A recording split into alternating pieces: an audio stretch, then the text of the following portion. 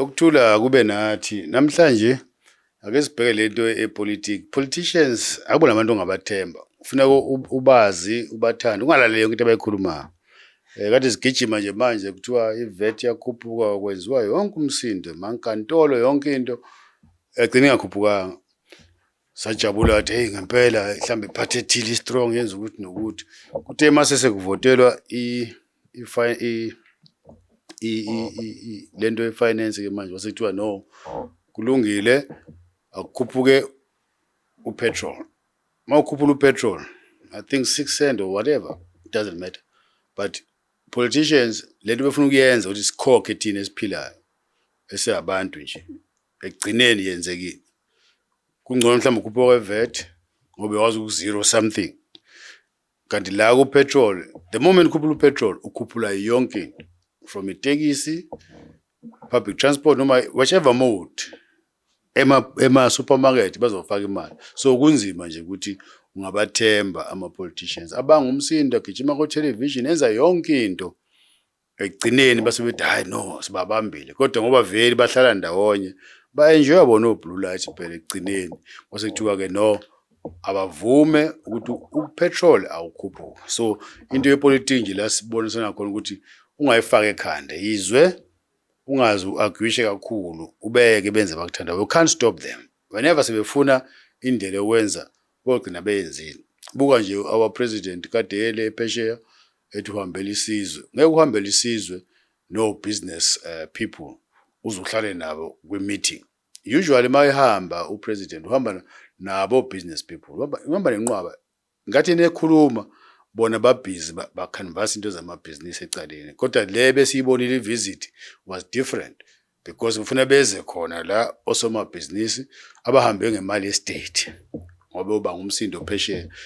Everybody knows lento ye-genocide into engekho eSouth Africa, kodwa yakhiwe yaze yabhilive ukuthi khona.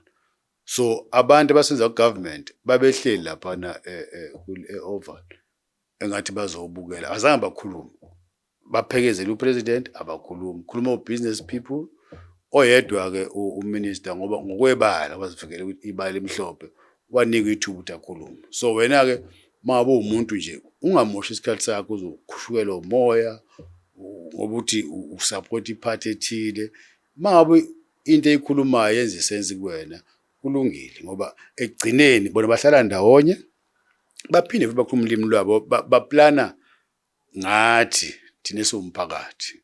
Ayikho into sesiyidefender eAmerica ngoba siyazi ukuthi into ayikho. If into ingekho awukwazi ukuyidefender izozibonakalela ukuthi ayikho. Sekuprovekile ke manje ukuthi ngempela bona abebala bayasho ukuthi no ayikho genocide eSouth Africa, kodwa kuyafiwa. Yebo ubugebengu affecta wonke umuntu ophila.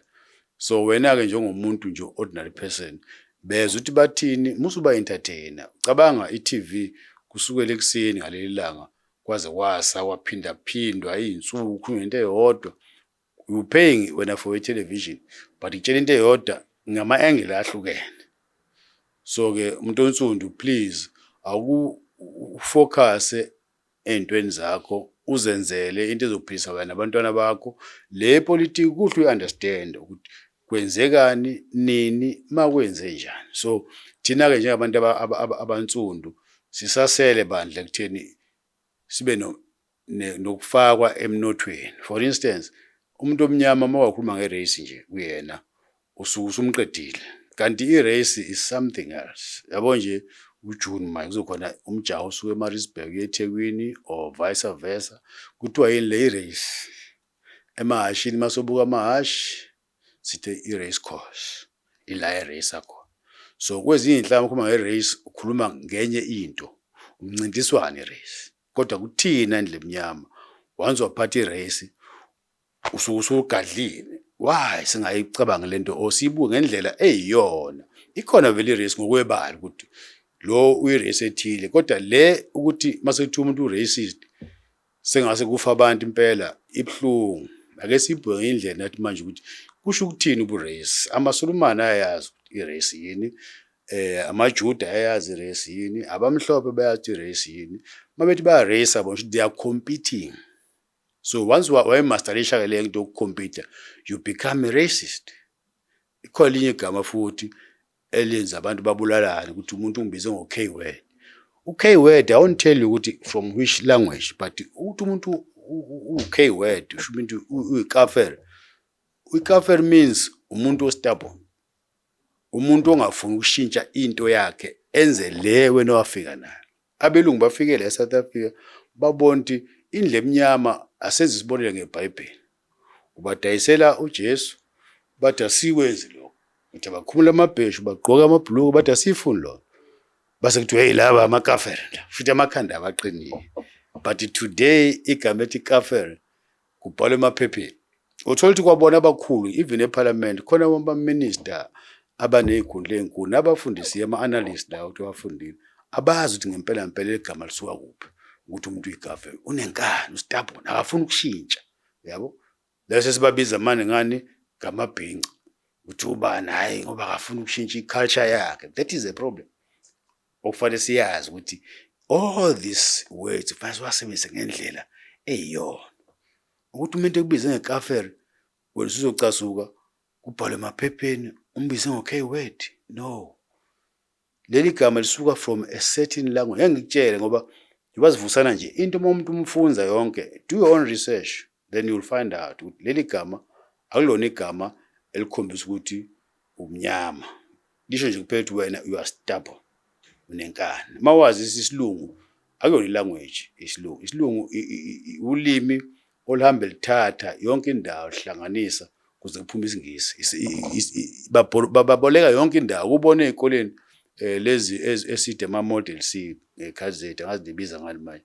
Lapho mawubuka lento eyibhalwe la kubona ayibhalwa ngesingisi. Kuba khona amagama ongaka-understand. That is showing you ukuthi isingisi akulona ulimi. Kuhambe kuthathwa kubekwa kuthathwa kuhlanganiswa. Ekuseni nje kuthiwa you are having breakfast. Mangithi mina I'm having breakfast ngo-2:30 uzongihleka. Kanti breakfast means I'm breaking the fast. I've been fasting. But ngokwesilungu nje i-breakfast is associated with ekuseni. So ake sibuke ukuthi lamagama esiwalwelayo ngempela azosisiza kani. Siye enkantolo nezinkantolo zirule impela nje ukuthi hayi lo wenza ukuthi nokuthi. Please bantu bakithi ake si-race let's become racist nathi amongst ourselves. Umxhosa be-racist noma umxhosa wakubo, umpedi abe-racist noma umpedi wakubo bakhompete nje. Mangivula isishisa nyama la nawe uvule yakho, ngivuna indawo sicathule eduze kwakho nawe uvule yami. We are all racing. Ukuthi umuntu uyakwazi ukuthi abe ne-choice uzongena kuphi. Mawufika eTosamandiya mhlawumbe uthenga ama-spares emoto mabethi ayikho isiphe bakutshela hambe lapha kuNayidu mhlawumbe na. But it's lento esingayenzi. So it's very difficult. Let us be racist. Even emateksini imboni le kuthiwa yona enobungozi obukhulu. Ngoba once oba namateksi amaningi sekufaka ngekususa. Uyabona ukuthi i-race ke akuyi ngokuthi umuntu umhlophe noma mnyama. Let's learn how to race. Let's learn how to compete. So that is where ezobuya khona amandla kuthina. Abafowethu abasuke north, ama-Africans from outside South Africa, they understand this thing. You go there, balungisa amafoni la, umuntu ulungisa amafoni eduze wakho, ama-salon awu-7 in a row, uphuma ungene. Uma emnyango, hey, ngena bhuti, zokusika ngo-30 noma uthi ngena bhuti. It's fine. But amongst us, South Africans, there is a problem. Ake sivakasheleke, sifundise abantwana bethu competition into ephila. So lento ye-racism, yes, sesiyangena ingene emakhanda ukuthi injalo, but let us look at it differently. Okay, so that nathi sikwazi ukuthi sicompete njengezinye izizwe. So ke with those few words bezama ukuvusana la ukuthi enye into mawuseyizwa awuyibhekisisi ukuthi isho ukuthini. Sibuye size kwinkolo nasenkolweni same thing. Cula ingoma eJerusalem ekhaya elikhanyayo umzokhanya kodwa uhlele eSouth Africa. Wawungakucula ukuthi hey Durban umzokhanya ukuze phela utshela imvelo lapho ukuthi iTheku nalake liphakame. Yebo lo ungabemeza into ekude kunawe. Into esiyenza wrong mawukhuluma into umAfrika especially South Africans, they will ask you a question uyithatha phi lona. Ufuna uzuthi hayi uyifunde eBhayibhelini elalibhalwe ubani nalalibhalwe umuntu. Yonke into esiyibonayo la emhlabeni kuba sokumcabango ukuthi ngicabanga ukwenza ukuthi busu uyayiqala uyenze. Wena oyisungulile lonto ayibi 100%. Kuzothi laba abalandelayo lokhu be-improve kuyona igcina isi 100%. So kunzima ukuthi thina sikwazi ukuqhubeka siye phambili mabe njalo into mayibuzwa kufanele uthi uyithathaphi yebo lo uyithathaphi inkolo uyifunde phela mina ngayifunde eBhayibhelini lelo ngazi libhaloba mangithi mina ngiyithole kumaJuda lento into zamaJuda they are closer to us ngoba vele nathi sibuya phela eNorth mhlambe ngumJuda nje ngoba kukhona amaJuda phela ayemnyama ekhali zakhona nase-Egypt babemnyama nase-Egypt namhlanje bakhanya bonke. If you don't have an inquisitive mind where you want to know what happened, go to Cape Town. Amakhalada aqhamukaphi nase-Egypt same thing. Kufike laba abahlakaniphile badiluta ubuthina sasibukelana phansi ukuthi lo munye ungcono kunomunye ngoba uphila impilo ehlukile. So ukuvusana kwethu ke la sithini na akuhlale phansi uresearch ngenhlanhla sekhona uGoogle namhlanje wazihlala phansi ufunde into ofuna uyifunda uyakutshela nje ukuthi nansi indaba mase uzwe lokho engikutshela khona uhambe uye-research ungathathi ukuthi ngikhuluma iqiniso noma ngiyabheda go and find out and then you realize ukuthi ezinye izinto esiyibangayo senziwe wona ama-politicians azikho.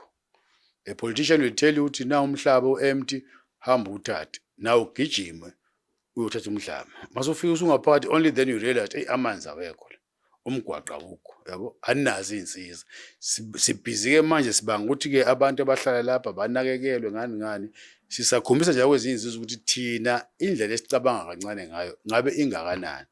Bantu bakithi let us wake up, let's have this conversation more often ke siyeke uhlale sijoka noma sibanga umsindo ke sihlale phansi buzi lento singayi improve kanjani thina ukuze nathi sikwazi ukukhula siye phambili njengendle emnyama akube njalo.